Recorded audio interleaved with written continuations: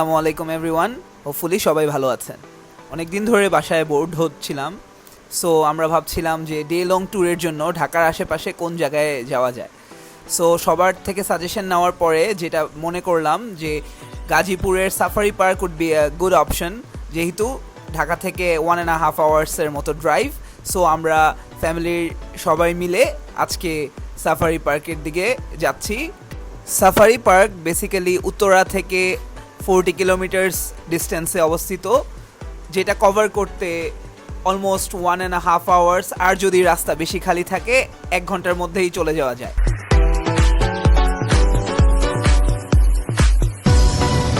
আমরা বেসিক্যালি 12টার সময় বাসা থেকে বের হয়েছিলাম। আমাদের এই লোকেশনে আসতে 1:20 বেজেছিল, উইচ ইজ অ্যাপ্রক্সিমেটলি 1.5 আওয়ার্সের মতো ড্রাইভ কমপ্লিটলি। সাফারি পার্কের এন্ট্রি টিকিট 50 টাকা, আর স্টুডেন্টসদের জন্য if they have valid student ID card তাহলে 10 টাকা করে টিকিট নেয়, আর বিদেশি পর্যটকদের জন্য এক্সট্রিমলি এক্সপেন্সিভ 1000 টাকা করে টিকিট।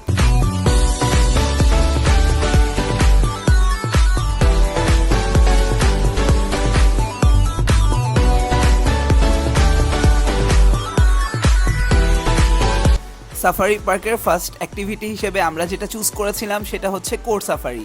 পার পারসন এখানেও 150 টাকা করে টিকিট কাটতে হয়েছে for hiring in the minibus. আর আমাদের এই কোর সাফারিতে অ্যাক্টিভিটি হিসেবে এই বাসটা কমপ্লিট একটা সাফারি পার্কের ট্যুর দেয়, যেখানে ডিফারেন্ট অ্যানিমেলস দেখা যায় ভেরি ক্লোজলি, আর we can experience the beauty of animals and also the nature as well.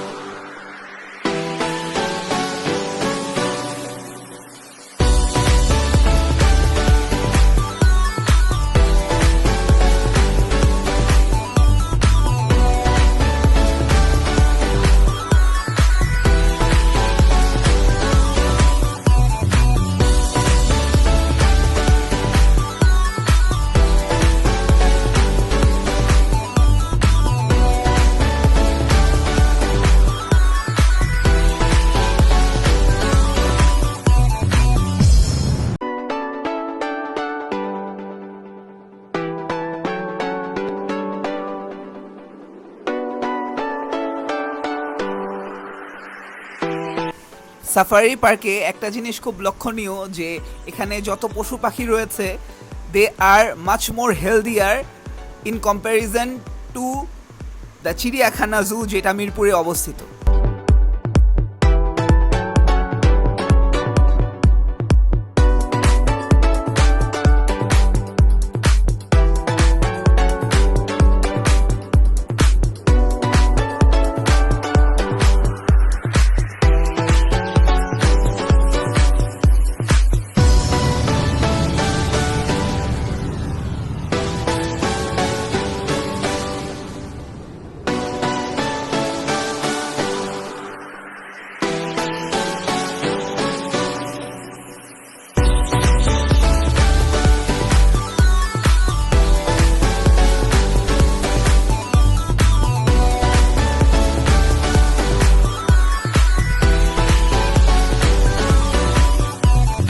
After completing the core safari আমরা অন্য একটা সেকশনে ঢুকলাম, যেখানে বেসিক্যালি টিয়া পাখি ছিল, ম্যাকাও, মাছ, আরও বিভিন্ন কিছু প্রজাতির প্রাণী ছিল।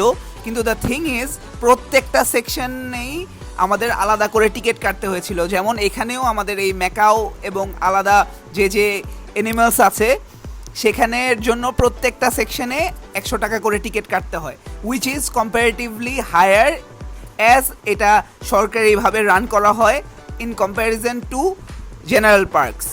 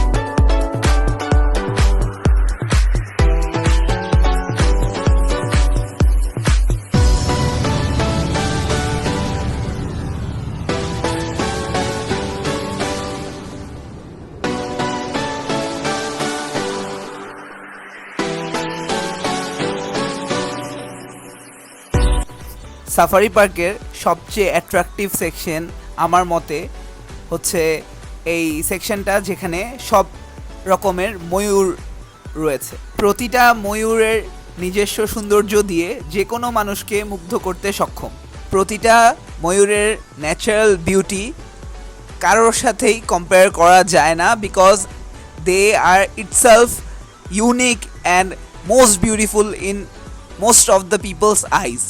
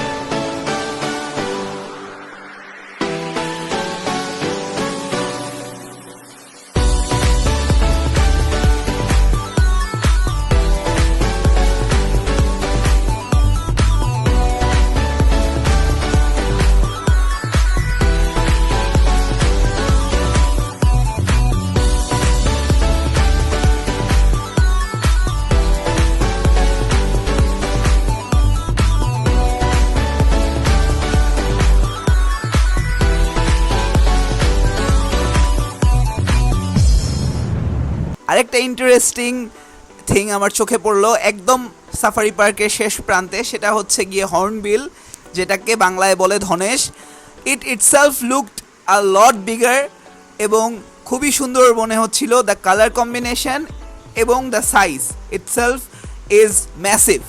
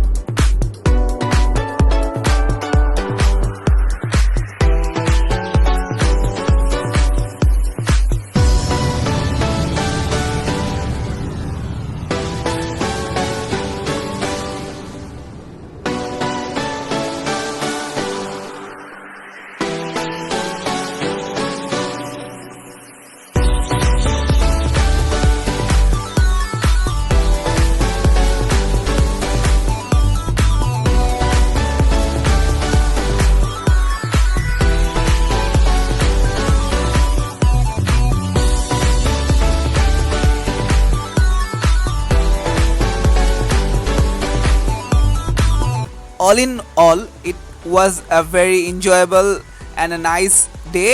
আর ওয়েদারটাও আমাদের সাপোর্টিভ ছিল, বিকজ এক্সট্রিম গরম ছিল না। সো আমরা সকলেই এনজয় করেছি, এবং যেহেতু ঢাকা খুব কাছাকাছি ছিল, আমাদের খুব বেশি টাইম লাগে নেই to reach the destination. So আজকে আমাদের এই ডে লং সাফারি পার্কের ট্যুরটা এই পর্যন্তই ছিল। সবাই ভালো থাকবেন, সুস্থ থাকবেন, আল্লাহ হাফেজ।